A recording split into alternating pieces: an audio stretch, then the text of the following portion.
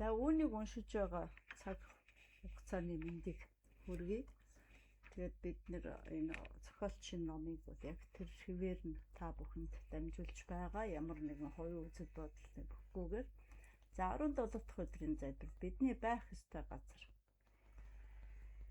Тийм бол та нар цаашид харь хүмүүс болон гадны хүмүүс биш, харин ариун хүмүүсийн адил нутгийн иргэд бөгөөд Бурхны гэр бүлийнх юм а гэж Эфес 2:19 дээр хэлжээ.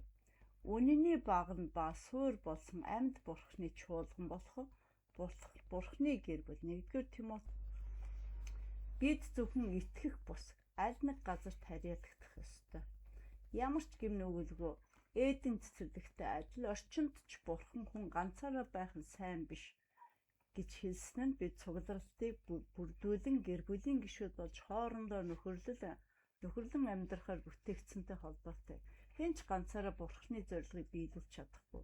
Библиэд итгэж хүмүүсээс өөрийгөө тусгаарлан тэдэнтэй нөхөрлөлгүй ганцаараа алс хол газар амьдардаг сүнслэг даянчдын талаар дурдсан удаа нэг ч байхгүй. Харин бид хамтдаа газар дэлхийд илгээгдэж нэгэн гэр бүлийн гишүүд болсон Бурхны өг залгамжлагчдын хувьд хамтран амьдрахаар бүтээгдсэн бөгөөд эцэст нь хамтдаа Тэнгэр улс руу явах болно гэж өгүүлсэн байдаг. Бид бусадтай хамтран амьдрахын тулд бүтээгджээ. Бид Христтэй хувьчлан харилцаатай байдаг хэдий ч Бурхан бүх зүйлийг хувийн байлгахаар төлөвлөөгүй аж. Бид Бурхны гэр бүл дотор бусад итгэгч нартайгаа холбогдсон бөгөөд үрд мөнхөд бие биедээ харьяалагдах болно. Библиэд ингэж бичжээ. Бид овоола Христ дотор нэг бие болоё. Харин хүн бүр нэг нэгэндээ эрхтэй юм а гэж хэлжээ. Христийг дагах нь түүнд итгэж зогсохгүй, түүнд харьяалагдахыг хэлнэ. Бид бол Христийн биеийн эрхтэн. Луйс гишүүнчлэл гэдэг үгийн үндэс Христ итгэлээс их үүсэлтэй боловч энэ дэлхийн хүмүүс утга санааг нь алдагдуулж орхиж гэж хэлжээ. Дэлгүүрээс харилцагч гишүүдтэй зориулан хямдрал зарлахад зар сурталчилгааны салбарын үүнийг ашиглан шуудан илгэх жагсаалт гаргадаг.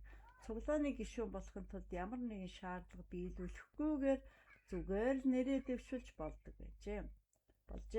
Паулийн хувьд цуглааны гишүүн болно гэдэг амьд биеийн нэгэн чухал эрхтэн болж буй хэрэг бөгөөд Христийн биел байхгүй бол тогтнохын аргагүй хоорондоо холбогдсон нэгэн биеийн эрхтэн болж буй хэрэг байлаа.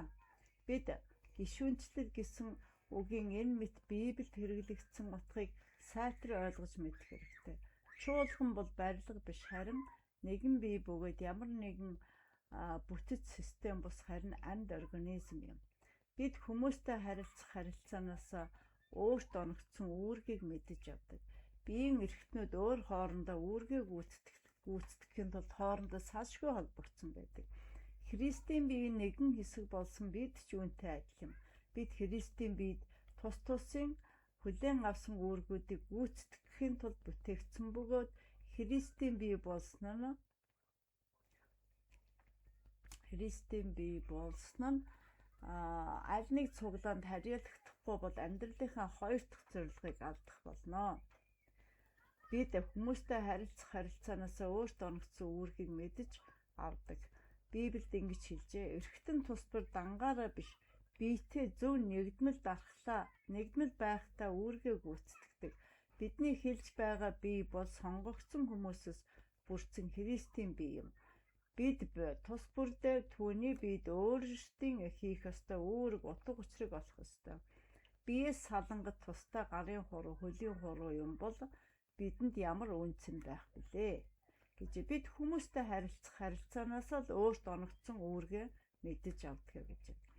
Хэрэв бие нэг эрхтэн биенээсээ тусгаарлагдчихвал ямар ч хүч чадлагүй болж өөрийн үүргээ бүхэлд нь алдах болно.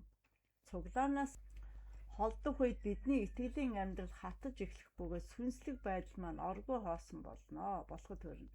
Тиймээс цуглаандаа тогтмол явахгүй байх нь сүнслэгээр хямарч эхэлж буй шинжим. Хэрвээ бид нөхөрлөлөөс холдоод бусад бүх зүйлс маань нуурах болно. Бурхны гэр бүлийн гишүүнчлэл гэдэг нь зүгээр нэг энгийн асуудал биш учраас үүнийг үл ойшиж болохгүй. Учир нь чуулган бол Бурхны дэлхийн ертөнцийн төлөө удирдан явуулж буй ажил хэрэг юм аа. Есүс би өөрийн чуулганыг босгох бөгөөд түүнийг балар харанхан хаалга дийлэхгүй гэж хэлжээ. Чуулган бол устж өгөө бололгүй үрд мөнхөд орших зүйл юм. Сансар окторгоогаас ч илүү урт наслах бөгөөд чуулган доторх бидний үүрэгч мөн адил мөнхийн зүйл юм аа. Чуулган надад хэрэггүй гэж хэлдэг хүн бол хамгийн бие тоосон мунхан нэгэн юм аа. Есүс чуулганы төлөө зовж шаналн загалмай цовдлогдсон нь чуулган түүний хувьд хичнээн чухал зүйл болохыг харуулж буй хэрэг юм. Христ цуглааныг хайрлаа түүний төлөө өөрийн амийг өгчээ. Библи чуулганыг Христийн сүйт бүсгүй, Христийн бие гэх мэтээр нэрлэдэг. Бид Есүст би танд хайртай боловч таны сүйт бүсгийг хайрладаг. Эсвэл би таныг өөртөө хүлээн авсан боловч таны биеэс татгалзаж байна гэж хэлэх нь байж боломгүй хэрэг. Гэвч бид нар чуулганаас холдож, чуулганы нэр хүндийг унган чуулганд гомдлох үедээ ийм зам байдал гаргадаг. Бурхан цуглааныг Есүстэй ажил зүйрлэн бидэнд тушаасан Библиэд ингэж хэлжээ. Өөрийн сүнслэг гэр бүлийг хайрлаа гэж. Цуглаан доторх нөхөрлөл түүхэн дэх агуу итгэгчдийн хийсэн үйл хэрэгүүдийг оруулалгүй. Харин шинэ гэрээнд цуглаан гисвэг маш их хэрэглэгддэг нь ихэвчлэн бидний эргэн тойронд газар дэлхий дээр байгаа цуглаануудыг хэлсэн байдаг. Шинэ гэрээнд итгэгч хүмүүс газар дэлхий дээр ямар нэгэн цуглаанд заавал харьяалагдах ёстой гэж үзсэн байдаг.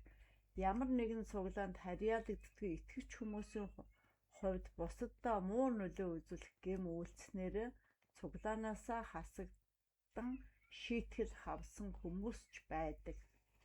Цуглаанд харьяалагддаггүй Христ итгэгч хүн бол биегүй өрхтөн сүргээсээ төөрсөн хонь гэр бүлгүй хүүхэдтэй адил гэж Библиэд хэлсэн байдаг. Өөрөөр хэлбэл цуглаанд харьяалагдахгүй байх нь туйлын эрх чөлөөгүй зүйл гэж хэлжээ.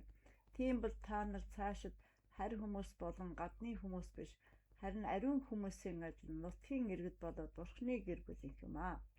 Гэвч өнөөгийн хүмүүсийн соёл болох хит бие даасан хувь хүний үзэл бодол нь сүнслэг байдлаар өнчин хүүхдүүдийг буюу тэнүүчлэгт итгэгчдийг бий болгожээ. Ийм хүмүүс үнэнд хүрэх байдал үүрэг хариуцлага үйлчлэлгүйгээр цуглаан хооронд тэнүүчлэн ямар нэгэн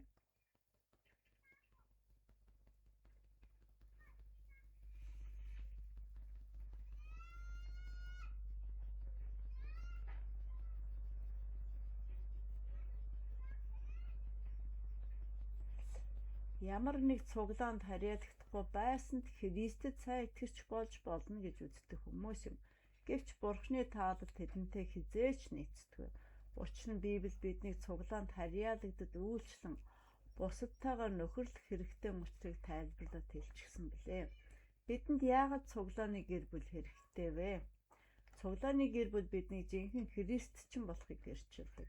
Дагалдагчдын бүлэгт харьяалагддаг хүн өөрийгөө Христийн дагалдагч гэдгийг нотлох аргагүй. Есүс ингэж хэлжээ. Хэрэв та нар бие хайрлах юм бол үүгээр чинь бүх хүн та нарыг миний шав нар мөн гэдгийг мэдэх болно. Бид ямар ч уг гарал, арьс өнгө, нийгэм дэзлэх байр суурьтай байсан хайрын дотор цуглааныхаа итгэж нартай нэгэн гэр бүл болох нь биднийг дэлхийд гэрчлэл болно. Бид ганцаараа Христийн бие бүтээж чадахгүй. Бид тусдаа биш харин хоорондоо нэгдэж байж Христийн бие бүтээдэг. Цуглааны гэр бүл бидний ганцаардмал хувиа хичээсэн үзлээс салгадаг. Цуглаан бол Бурхны гэр бүлтэй зохицож амьдрахад суралцдаг анги танхимтай адил юм. Энэ анги танхим нь бусдын төлөөх нийгүүлсэнгүй хайраар хичээлдэг туршилтын өрөө юм. Хэрэв нэг эргэтэн зовбол түүний хамт бүх эргэтнүүд зовно. Хэрэв нэг эргэтэн алдаршвал түүний хамт бүх эргэтнүүд баярлах болно. Итгэж хүмүүс төгс төгөлдөр бус энгийн хүмүүс юм. Гэвч тэдэнтэй тогтмол уулзаж учирснаар бид жинхэнэ нөхөрлөлийг сурч хоорондоо холбогдсон бие турших шинэ гэрээний үннийг өөрийн биеэр мэдэрнэ. Бид Христэд өөрийгөө тушаасны Адилаар бие биедээ өөртөө өгөх Библийн дагуух нөхөрлөл гэдэг. Бурхан биднийг хоорондоо өөрсдийн амьдралаа хаваалцахыг хүсдэг. Христэд итгэгч олон хүн Иохан номын 3-р бүлгийн 16-р ишлэлийг сайн мэддэг ахлаа 1-р Иохан 3-р бүлгийн 16-р ишлэлийг төдийлөн сайн мэддэггүй. Бидний төлөө тэр өөрийн амиа өгсөн тул үүгээр бид хайрыг мэднэ. Бид ч ахан дүүсийнхэн төлөө амиа өгөх ёстой. Гэдэг бол Бурхан биднийг ийм л агуу хайраар бие биеэ хайрлаасаа гэж хүсдэг. Цуглааны гэр бүл биднийг сүнслэгээр өсгөхөд тусалдаг. Бусдын албадлагаар итгэхгүйгээр цуглаанд явдаг хүн сүнслэгээр өсөж чадахгүй. Цуглааны амьдралд оролцдог хүнд өсөж чаддаг. Библиэд ингэж хэлжээ. Хэсэг нэг бүр үүргээ гүйцэтгэж бусад хэсгийн өсөлтөнд тусалж бүх бие эрүүл чирэг хайраар дүүрэн өсдөг. Шинэ гэрээний номонд бие бие гэдэг үг 50 гаруй удаа бичигдсэн байдаг. Бид бие бие хайрлаж, бие биенийхээ төлөө залбирч, урамшуул зовлож, амар мэндийг нь асууж, үйлчлэн зааж, хүндэлж, бие биенийхээ ачаанаас өөрөлцөж, мөн бие бие уучлах үгийг нь сонсож, бие биенийхээ төлөө өөрийгөө золиосонд амьдрах тушаал авсан юм. Энэ нь Библийн дагуух гишүүнчлэл бөгөөд Бурханы гэр бүлийн гишүүний хувьд бидний үүрэх ёстой хариуцлага болдог. Бурхан биднийг цуглаанд харьяалагдаж нөхөрлөлөө энэ бүхнийг хийгээсэй гэж хүсдэг. Мөн бусадтайгаа ийхүү нөхөрлөдөг. Магадгүй та бидний дэргэд цаад болоод байгаа хүмүүс л байхгүй болчихвол бид ариун болж чадна гэж бодож байгаа. Энэ бол сорилт, хуурамч ариун байдал юм. Ганцаардл таныг үргэлж хуурч байдаг. Эргэн тойронд маань над руу давшлаад байх хүмүүс байхгүй бол би өөрөө сүнслэгээр өсчихнө гэж андуурдаг хүмүүс байдаг. Гэвч жинхэнэ сүнслэг өсөлт нь хүмүүсийн харилцаанаас бий болдог. Сүнслэгээр өсөхөд бид Библи уншлагаас ахуулаад олон зүйл хэрэгтэй бөгөөд түүний нэг нь бусад итгэгч нар маань юм.